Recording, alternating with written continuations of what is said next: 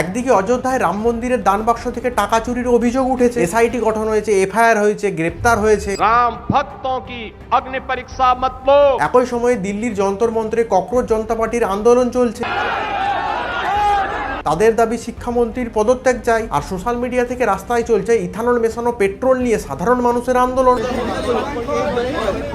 সাধারণ মানুষের অভিযোগ মাইলেজ কমে যাচ্ছে, ইঞ্জিন খারাপ হয়ে যাচ্ছে। এই সময় বিজেপি সরকারের সামনে তিনটা আলাদা আলাদা বড় সংকট এসে দাঁড়িয়েছে, শিক্ষা, বিশ্বাস আর সাধারণ মানুষের পকেট। কিন্তু একটা জিনিস খেয়াল করেছেন, এই তিনটা বড় বড় সংকটের মাঝেও কিন্তু একটা মানুষ একদম চুপ আছেন।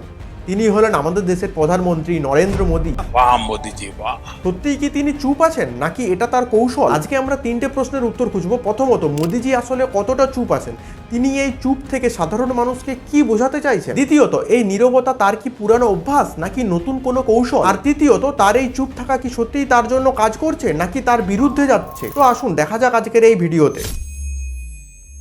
2024 সালের জানুয়ারি মাসে অযোধ্যায় যখন রামলালার প্রাণ প্রতিষ্ঠা হয়, তখন মোদিজি কিন্তু নিজে পুরোহিতের ভূমিকায় ছিলেন। তখন থেকেই রাম মন্দির শুধু একটা ধর্মীয় স্থাপনা নয়, এটা মোদিজির রাজনৈতিক প্রকল্পের কেন্দ্রবিন্দু। আর এখন সেই মন্দিরেই দানের টাকা চুরির অভিযোগ উঠেছে। এসবিআই নাকি 3 মাস আগেই সতর্ক করেছিল যে মন্দিরের দান বাক্সের টাকা গোনার লোকেদের মধ্যে কিছু গোলমিল দেখা যাচ্ছে। কিন্তু তারপরেও মন্দির কমিটির বড় বড় কর্মকর্তারা চুপ থেকেছে, কোনো স্টেপ নেয়নি। দেখুন, এত বড় ঘটনা ঘটে গেল, তা সত্ত্বেও আমাদের মোদিজি এই বিষয় নিয়ে একটা শব্দ উচ্চারণ করেন। এটা ছিল বিশ্বাসের সংকট, কিন্তু শুধু ধর্মীয় ক্ষেত্রেই নয়, এই একই সময়ে আরেক ধরনের অবিশ্বাস তৈরি হয়েছে দেশের শিক্ষা ব্যবস্থাকে ঘিরে। মে মাসে বিতর্ক শুরু হয়, সেই বিতর্ককে ঘিরে ককরোচ জনতা পার্টি দিল্লির যন্তর মন্তরে জুন মাসে আন্দোলন শুরু করেছে।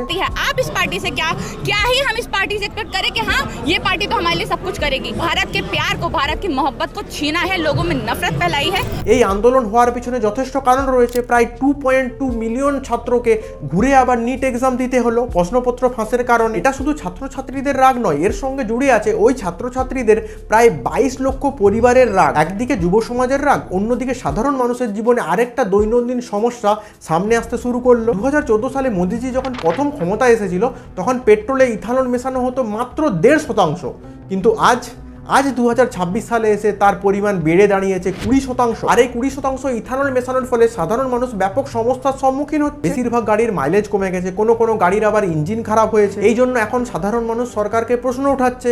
তারা বলছে, আমরা একই টাকা দিয়ে তেল কিনছি, অথচ ইথানল মেশানো পেট্রোল পাচ্ছি, পিওর পেট্রোল পাচ্ছি না। এটা তো হবে না। দেখুন, তিনটা বিষয় আলাদা আলাদা হলেও একটা জিনিসে কিন্তু মিল আছে, প্রতিটাতেই বিজেপি সরকারের উপর সাধারণ আমজনতার ক্ষোভ প্রকাশ পাচ্ছে। আরেকটা জিনিস লক্ষ্য করুন, বিজেপির কিছু মন্ত্রীরা কিন্তু মুখ খুলছে। যেমন নীতিন গডকরি ইথানল মেশানো পেট্রোল নিয়ে মুখ খুলেছেন। अभी हम ऐसी गाड़ी ला रहे हैं जो 100% इथेनॉल पर चलेगी। ওইদিকে পেট্রোলিয়াম মন্ত্রী হরদীপ সিং পুরী, আরএসএস এর বিভিন্ন সম্পাদকরা বক্তব্য রাখছেন। কিন্তু আমাদের মোদিজি একদমই চুপ আছেন। তার এই কৌশল কি নতুন?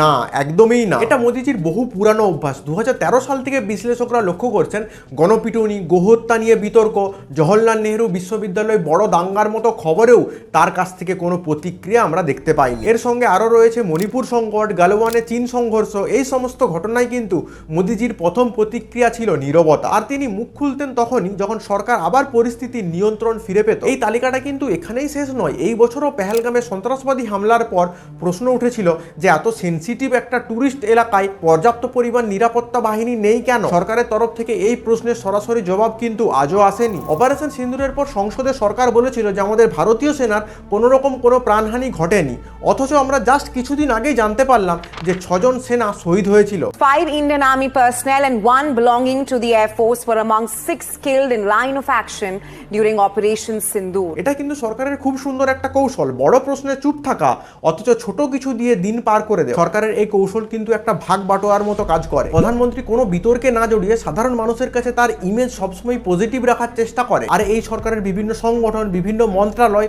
বা দলের মুখপাত্র সমস্ত নেগেটিভ দিকগুলো সামলে নেয়। এর ফলে কোনো আন্দোলনের জন্য সরকারের এই পরিস্থিতি যদি খারাপ হয়, তখন সেই দায়টা ছড়িয়ে যায়, সরাসরি প্রধানমন্ত্রীর ঘাড়ে এসে পড়ে না। এই জন্য অনেকেই মনে করেন এটাই হলো চুপ থাকা কৌশলের আসল কেন্দ্রবিন্দু। তাহলে এখন প্রশ্ন হলো, এই কৌশলের পিছনে কি কোনো যুক্তি আছে? অবশ্যই আছে, আর সেটা অগ্রাহ্য করা যায় না। প্রথম যুক্তি, সাংবাদিক সম্মেলন এড়িয়ে যাওয়া। মোদিজি বেশি সমালোচিত হন কারণ তিনি প্রেস কনফারেন্স করেন না। তিনি প্রেস কনফারেন্স না করে সোশ্যাল মিডিয়ায় মন কি বাত ভিডিওর মাধ্যমে সাধারণ মানুষের উদ্দেশ্যে সমস্ত রকম বক্তব্য রাখেন। এর ফলে কিছু কিছু সাংবাদিকদের কড়া প্রশ্নের উত্তর তাকে ফেস করতে হয় না। দ্বিতীয় যুক্তি, কৃষি আইন প্রত্যাহার। যখন কৃষি আন্দোলন দিনকে দিন বাড়ছিল তখন কিন্তু সরকার এই আইন প্রত্যাহার করতে বাধ্য হয়েছিল। সমর্থকেরা বলেন এটা কোনো দুর্বলতা নয়, এটা সাধারণ মানুষ ও সরকারের মধ্যে একটা বোঝাপড়া, এর ফলে আভ্যন্তরীণ শান্তি বজায় থাকে। আর তৃতীয় যুক্তিটা একটু বড়। দেখুন, মোদিজির এই চুপ থাকা কৌশলকে যারা সমর্থন করেন তারা বলেন যে বৈদেশিক নীতিতেও কিন্তু এই চুপ থাকা কৌশল কাজ করছে। মনে করুন, রাশিয়া ইউক্রেনের যুদ্ধ যখন জোর দমে চলছিল তখন আমেরিকা, ইউরোপ ভারতকে চাপ দিচ্ছিল যে কোনো একটা দেশের পাশে এসে দাঁড়ানোর জন্য, কিন্তু আমাদের ভারত সেই চাপ উপেক্ষা করে নিজের অবস্থানে অনড় থেকেছে, মানে নিউট্রাল থেকেছে। মালদ্বীপের সঙ্গে সম্পর্কে টানাপোড়েনের সময় ভারত কিন্তু পাল্টা জবাব না দিয়ে চুপচাপ সম্পর্ক ধরে রেখেছিল। এর ফলে পরে পরিস্থিতি নিজের থেকেই ভারতের অনুকূলে ফিরেছে। আর ওই একই কৌশল আমাদের ভারতের আভ্যন্তরীণ রাজনীতিতে কিন্তু প্রয়োগ হচ্ছে। কোনো রকম কোনো শোরগোল না করে, কোনো রকম ফালতু বিতর্কে না জড়িয়ে পরিস্থিতিকে ঠান্ডা হতে দেওয়া। কিন্তু এখানেই আসে লাখ টাকার প্রশ্ন, যে এই চুপ থাকা কৌশল কি এখনো কাজ করছে? আমার মনে হয় মোদিজির এই চুপ থাকা কৌশল আর সেরকম ভাবে কাজ করছে না। দেখুন, একটা জনমত সমীক্ষার কথা বলি। নিট আর সিবিএসই পরীক্ষার গোলযোগ নিয়ে সাধারণ মানুষকে যখন জিজ্ঞাসা করা হয়েছিল যে ভারতের শিক্ষা ব্যবস্থার উপর তাদের বিশ্বাস আছে কিনা, তখন 51.7% মানুষ বলেছে যে তাদের কোনো বিশ্বাস নেই। 22.7% মানুষ বলেছে যে তাদের বিশ্বাস ধীরে ধীরে হারাচ্ছে। আর তাদেরকে যখন জিজ্ঞাসা করা হলো যে এই পরিস্থিতি কি 2029 সালের ভোটের উপর প্রভাব ফেলবে, তখন 71.7% মানুষ হ্যাঁ বলেছে। সংখ্যাগুলো ছোট মনে হতে পারে, কিন্তু তাদের মতামত স্পষ্ট বোঝা যাচ্ছে। মানুষ মনে করছে যে 12 বছর শাসন করার পরেও যদি এই সরকার সাধারণ মানুষের প্রশ্নের উত্তর দিতে না পারে,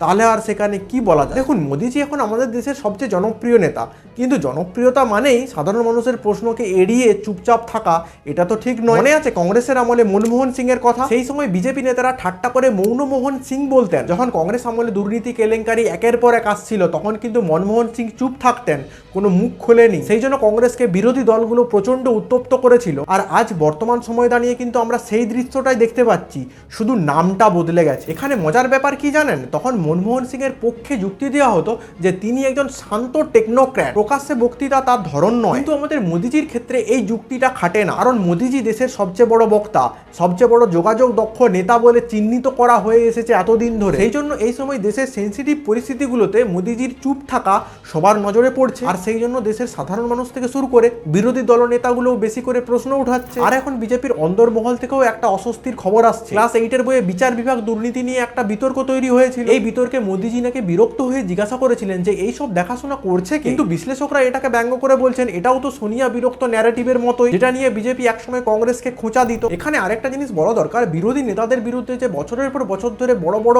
দুর্নীতি মামলা চলছে, যেমন দিল্লির মদ কেলেঙ্কারি মামলায় সাবেক মুখ্যমন্ত্রীর বেকসুর খালাস, বা আরো বিরোধী নেতাদের বিরুদ্ধে যে সমস্ত মামলা চলছিল, সেই মামলাগুলো আস্তে আস্তে দুর্বল হয়ে পড়ছে। যেই অস্ত্র দিয়ে বিরোধীদের ঘায়েল করা হচ্ছিল, সেই অস্ত্রটাই আস্তে আস্তে ভোতা হয়ে যাচ্ছে। তাহলে এখন বর্তমান সময়ে কি দেখা যাচ্ছে? দেখুন, প্রতিটা ঘটনা এখন আলাদা আলাদা করে টুকরো টুকরো করে জবাব দিচ্ছে। ইথানল নিয়ে নীতিনবাবু বলছেন যে গাড়ির নাকি কোনো ক্ষতি হচ্ছে না, সবাই নাকি ভুলভাল প্রচার করছে। ওইদিকে রাম মন্দির নিয়ে যোগীজি বলছেন যে সত্যিই যদি এই ঘটনা ঘটে থাকে তাহলে দোষীরা কেউ ছাড় পাবে না। দেখুন, এই তিনটে ঘটনায় কিন্তু একে অপরের থেকে অনেক ধারালো। ইথানল মেশানো পেট্রোল, এটা কিন্তু সাধারণ মানুষের দৈনন্দিন জীবনে ব্যাপকভাবে ইম্প্যাক্ট ফেলছে। রাম মন্দিরের ঘটনা ভারতের সমস্ত হিন্দু ভক্তদের বিশ্বাসের উপর প্রশ্ন তুলেছে। আর নিট কেলেঙ্কারি থেকে সিজেপি প্রোটেস্ট, এটা কিন্তু যুব সমাজের ভবিষ্যতের উপর প্রশ্ন তুলছে। তাহলে এর দায়ন কি দাঁড়ালো যে এই বর্তমান সময়ে এই সব সেন্সিটিভ ঘটনাগুলো ঘটে চলেছে, অথচ আমাদের দেশের প্রধানমন্ত্রী একদম চুপ। এই চুপ থাকা মোদিজির পুরানো কৌশল, এখানে অস্বীকার করার কোনো জায়গা নেই। মণিপুর থেকে গলওয়ান, নিট কেলেঙ্কারি থেকে রাম মন্দির, এই সব কিছু ক্ষেত্রেই কিন্তু